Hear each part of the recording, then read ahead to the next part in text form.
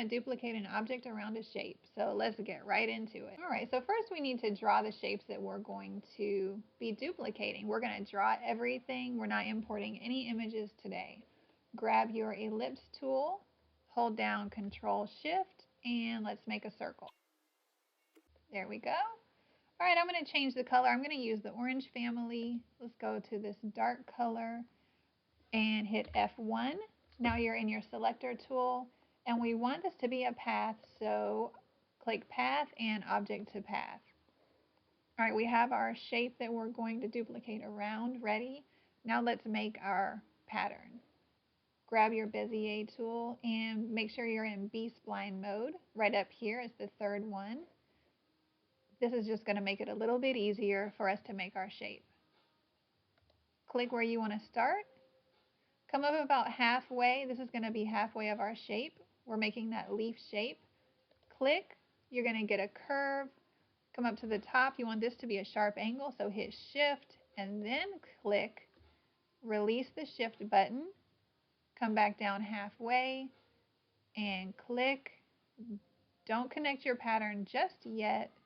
We want to come down, hold Shift, click, come up to the center and come back down and connect everything. All right, so there is our basic shape. We can adjust that a little bit. Let's hit F2, and we just want to make it look a little bit prettier. So we're going to spread this leaf part out a little bit. We're going to make it a little bit longer and move this over just a little bit. Okay, I think that's good. F1 to come back to our selector tool. We want to make sure that this is also a path. So let's go to Path and Object to Path. All right, now how are we going to get this pattern to go around this circle evenly and make sure that everything is lined up? What you want to do first is come over to this menu and enable snapping. What's really important that's selected is object midpoints and object rotation centers. Okay? Now what that's going to do is show you where your patterns are lining up with each other. All right. We're going to zoom in a little bit by holding Control and just scrolling that mouse. We have our selector tool. We want to hit that shape one more time so that we can rotate it. This is the center of our rotation. So if we were to rotate this now, it's going to rotate on that center where that plus is. We want to move this to the center of the circle.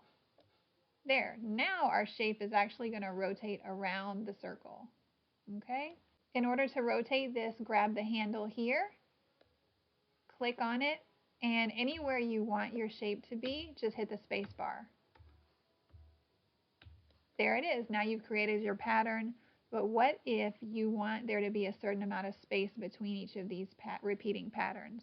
All right, Control Z is going to undo what we did. What you want to do is select your handle, hold down Control, and this is going to take it in 15-degree increments. Hit the space bar wherever you want your pattern to be.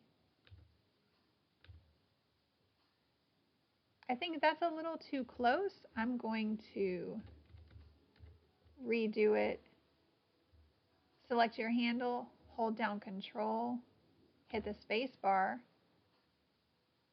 I'm going to drag mine out 3 times just so that my leaves aren't touching. I don't want them to touch.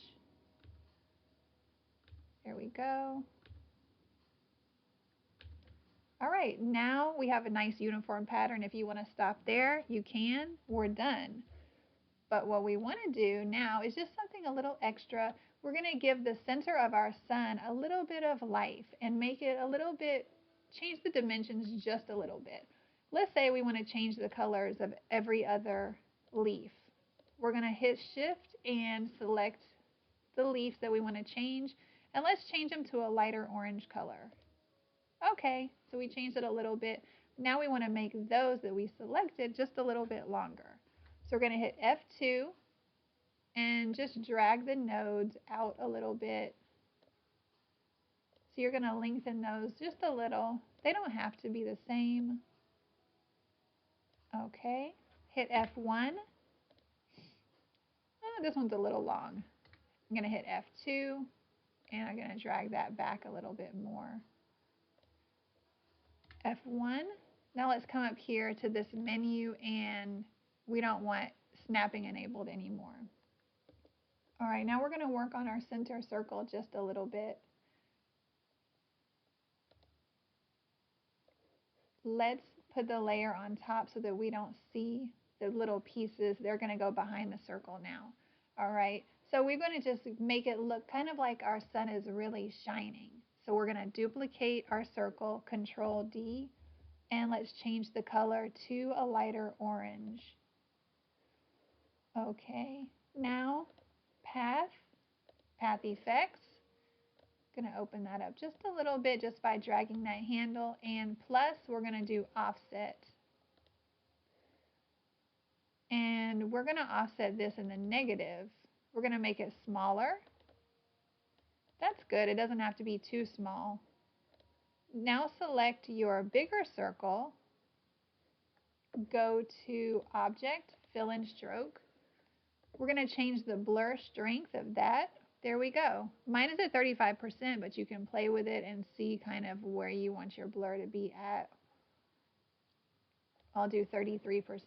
Now I'm going to select my interior circle again, and we're not quite done. Let's go up to Fill and Stroke and Radial Gradient. So this is going to just give it a little bit more of dimension. We want to change the colors.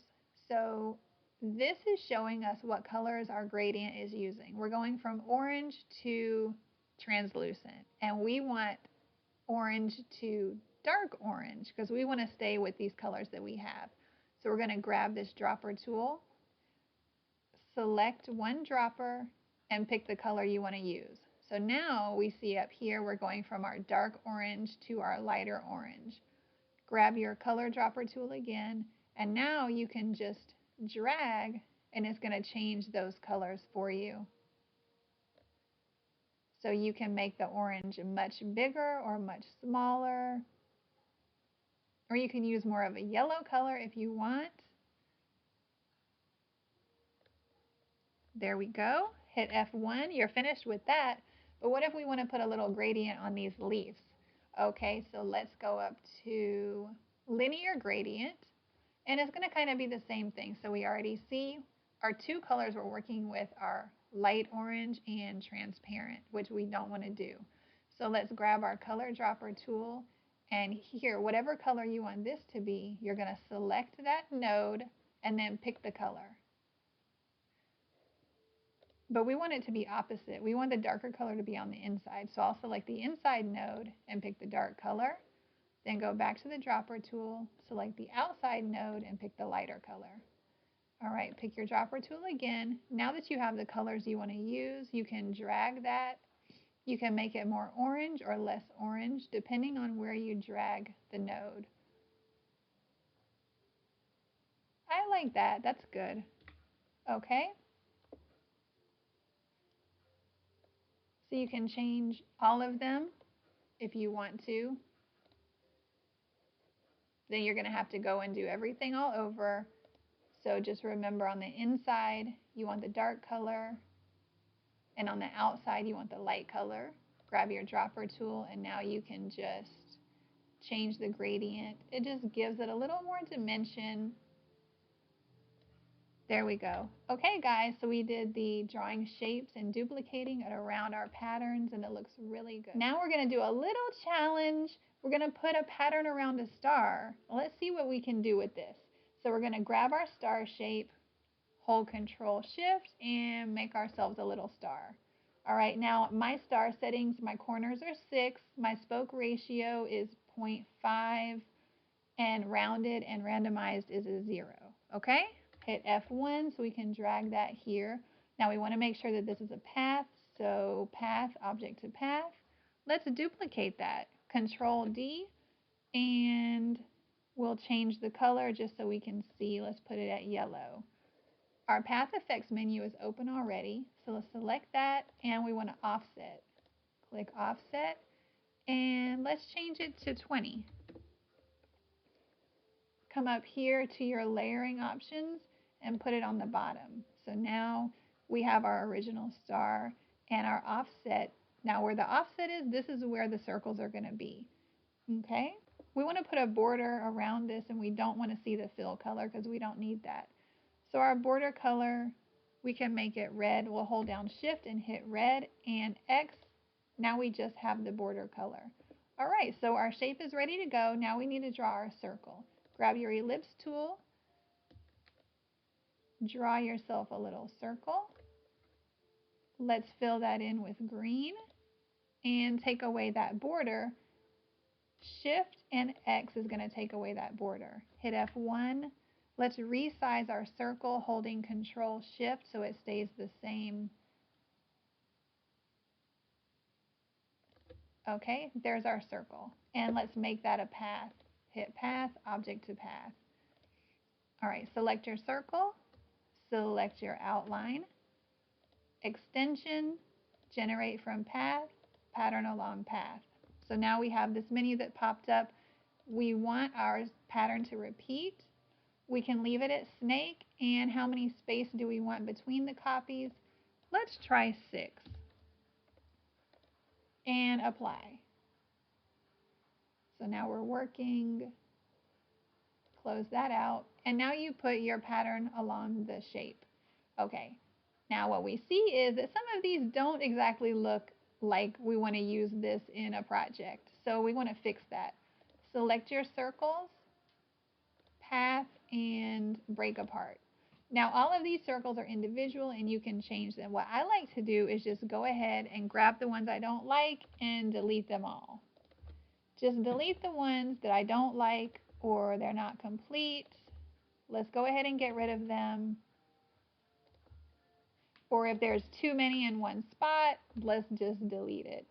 This one, okay, now we've deleted the ones that we don't like. So what we can do is just Control D and duplicate it and move them, fill in the spaces that we just deleted. Go Control D, fill that in. I think that's too many. Let's delete that. Let's just move this to the end. And then you can move these down a little bit how you want them. This one's a little messed up, so we'll delete that. We'll duplicate it. And let's move this here. And we'll duplicate that. And we want to add one more. Okay, I like that. I think it looks good.